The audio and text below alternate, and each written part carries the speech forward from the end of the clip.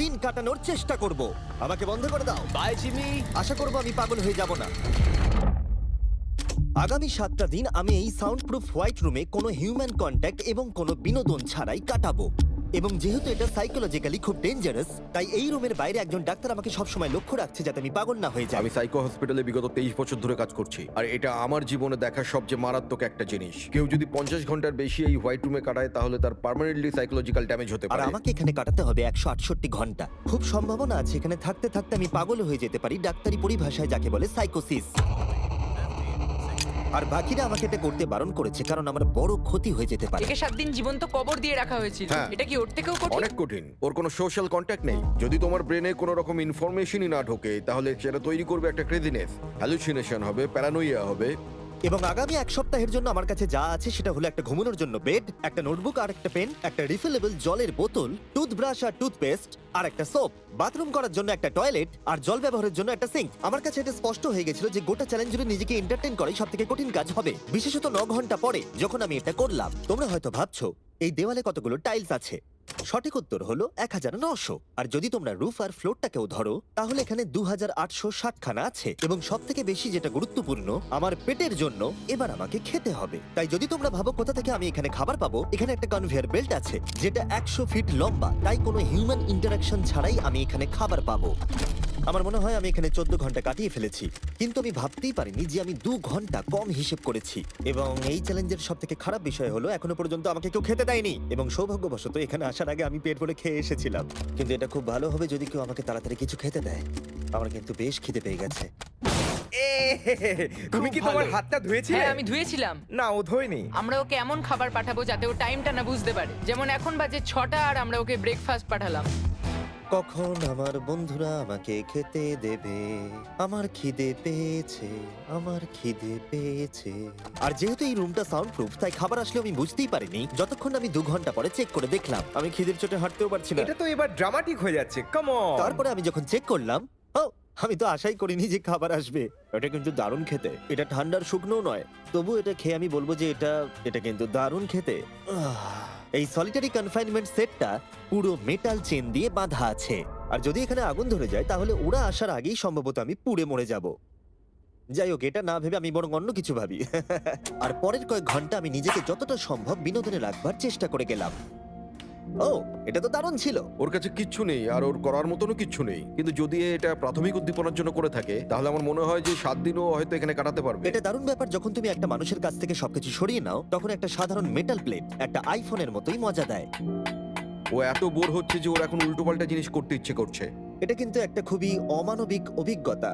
এবার আমি একটু ঘুমিয়ে নিই আর দেখা যাক কি হয়। আমার মনে হয় আমি এখানে 40 ঘন্টা কাটিয়ে ফেলেছি। ও যে সময়টা ভাবছে সেটা আসল সময় থেকে 6 ঘন্টা বেশি। তার মানে হলো এখন দ্বিতীয় দিনের বিকেল 4টে বাজে। আমার মনে হয় ও আজকে ঠিকঠাক থাকবে। সময়ের হিসাব হারানো অন্য সমস্যাও ডেকে আনলো। বুঝতে পারছি না আমি কি করব, আমার একদম ঘুমোতে এখন ভালো লাগছে না। এই লাইটগুলো আমার মাথায় প্রচন্ড পরিমাণে চাপ ফেলছে। আমি হয়তো আগামী 5টা দিন এখানে শুয়েই কাটিয়ে দেবো। ওর এই না ঘুমানোর কারণ হলো ওর এখন ঘুমের দরকার নেই। ও ঘুমোতে চায় কারণ যাতে সময় তাড়াতাড়ি কেটে যায়, কিন্তু ওর যেটা করার তা হলো ওর জাগার পর এমন কিছু করা যাতে ওর মনোযোগটা অন্যদিকে থাকে। ও তো দেওয়ালে উঠছে। এটা হলো মানুষের মুক্তির জন্য একটা স্বাভাবিক প্রতিক্রিয়া। সে তার প্রাথমিক প্রবৃত্তির দিকেই এগোচ্ছে। আমি কেন তখন ভেবেছিলাম 4টে বাজে? আমার কি এটা 9টা ভাবা উচিত ছিল না? আর যখন আমি দিনের প্রথম খাবারটা খেলাম তখন আসলে বিকেল 4:30 বাজে। সত্যি বলতে খাবারটাকে দেখতে দারুণ লাগছে, কিন্তু এটা খুবই ঠান্ডা। বাকিটা খাবার থেকে বরং আমি না খেয়েই থাকবো। তাই আর যখন আমার দ্বিতীয় খাবারটা এলো মনে হলো মাত্র 1 মিনিট পেরিয়েছে। দেখা যাক কনভেয়ার বেল্টে কি এসেছে। দাঁড়াও, এটা কতক্ষণ পরে এলো? আমাকে কি দুবার খাওয়াচ্ছে নাকি? আজকে ডেফিনেটলি 2 নম্বর দিন আর আমি সেকেন্ড ব্রেকফাস্ট পেলাম, কিন্তু আমি আগেরটা বেশি খাইনি। সেটা দেখি ওরা হয়তো আরেকবার খাবার পাঠিয়ে দিয়েছে। বুঝতেই পারছি না যে প্রথম ব্রেকফাস্টটা কনভেয়ার বেল্টে কতক্ষণ ধরে পড়েছিল। তোমরা দেখতে পাচ্ছ ও উল্টোপাল্টা কথা বলছে। Okay. যত সময় যাবে ততই এটা বেড়ে যাবে, আর আজকে শুধু 2 নম্বর দিন। আমি বুঝতে পারছি না আমি কি করব। দেখা যাক আমি কতক্ষণ অবধি গুনতে পারি। 1 2 3 একে দেখে পাগল মনে হচ্ছে, তাই না? 5 6 5 5 6 6 5 6 কিন্তু যখন তোমরা এরকম সিচুয়েশনে পড়বে যেখানে তোমাদের কিছুই করার থাকবে না, 999 তখন ভেতর থেকেই আসলে এইগুলো হতে থাকবে। 1000 এরকমই চলবে আর ও এরকম উল্টোপাল্টা জিনিস করতে থাকবে। আর সেটা বোঝাই যাচ্ছিল উনি ঠিকই বলেছেন, কারণ এরপর চ্যালেঞ্জে আমার পাগলামি বেড়েই চলেছিল। তোমাদের কি মনে হয় আমি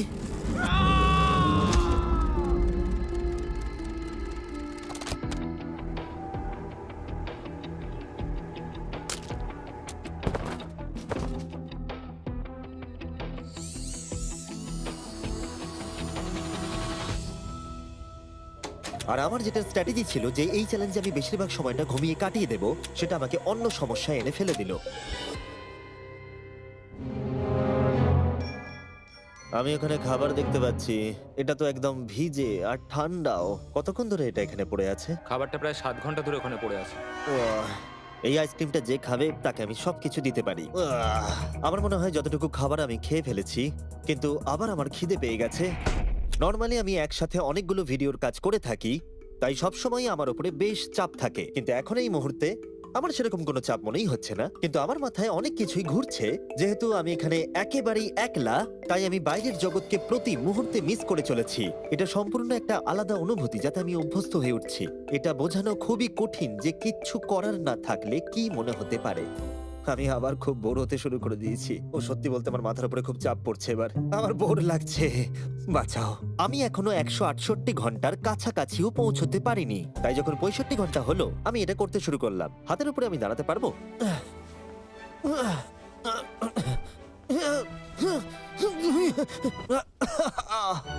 এখানে আসার আগে যদি কেউ হাতের উপরে দাঁড়ানো আমাকে শিখিয়ে দিত তাহলে খুবই ভালো হতো।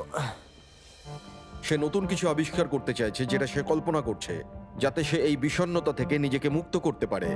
আমি কল্পনা করছি যেন এখন আমি একটা পার্কে হাঁটছি। এখানে সবুজ ঘাস আছে, একজন মাছ ধরছে, ওই দৃশ্যগুলো লিটারেলি নিজের মাথায় কল্পনা করছে। ও মাই গড। আর আজকে খুব রোদও উঠেছে। পাখির আওয়াজও শুনতে পাচ্ছি। তুমি আমাকে পার্কে হাঁটার মাঝে বাধা দিলে। ও মাই গড, আমরা শুধু দেখছি ও কতটা পাগলামো করছে। ও, ওরা আমাকে খাবার পাঠিয়ে দিয়েছে। আর এখানে আছে একটু রাইস, সুইট পটেটোস আর স্টেক। এটা এখনো পর্যন্ত এই চ্যালেঞ্জের সবথেকে ভালো খাবার। যদি তোমরা এখানে দেখো, তোমরা একটু রাইস দেখতে পাবে। আর কোনো সাধারণ মানুষ সম্ভবত এই রাইসটাকে খেয়ে নেবে, কিন্তু আমি এটাকে গুনবো। 13, 14, 15, 16, 17, 18, 97, 98, 99, 100, 101, 265, 266, 267, 307, 308, 309, 310, 421, 422, 445, 446, 447। এখানে টোটাল 447টা চাল আছে এই মেটাল প্লেটেতে। এই তথ্যটা তোমাকে মানুষ হিসেবে সম্পূর্ণ চেঞ্জ করে দিতে পারে।